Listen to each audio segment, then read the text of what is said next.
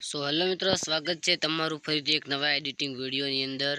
તો મિત્રો, આજે આપણે શીખવાડવાના છીએ કે જે જિગ્નેશ કવિરાજનું નવું સોંગ આવ્યું છે, જેનું ટાઇટલ છે ઝેર ગરી ગઈ જીવતર મારું।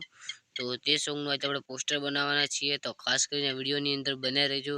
અને જો ચેનલ સબસ્ક્રાઈબ નથી કરી તો ચેનલ સબસ્ક્રાઈબ કરી લો અને બેલ આઇકનને ઓન કરી લો।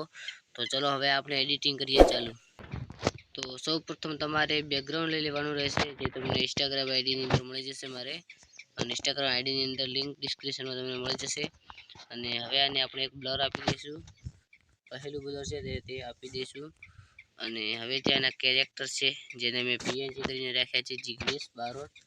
તો તે કેરેક્ટરને અહીંયા આપણે લઈ લઈશું અને થોડા ઝૂમ કરી અને કંઈક આવી રીતે ગોઠવી લઈશું। તમારે જેટલા ઝૂમ કરો એટલા કરી શકો છો અહીંયાથી બિલકુલ ફ્રીની અંદર, કંઈક આવી જ રીતે।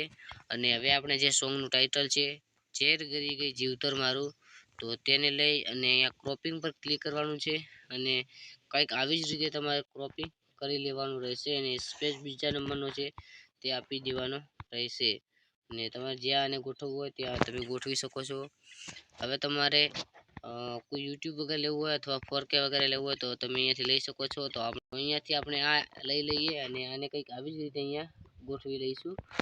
અને હવે જે આપણે જેના સિંગર છે જિગ્નેશ બારોટ, તો તેને લખીશું અહીંયા સિંગર જિગ્નેશ બારોટ છે, તો અહીંયા આપણે લખીશું જિગ્નેશ બારોટ।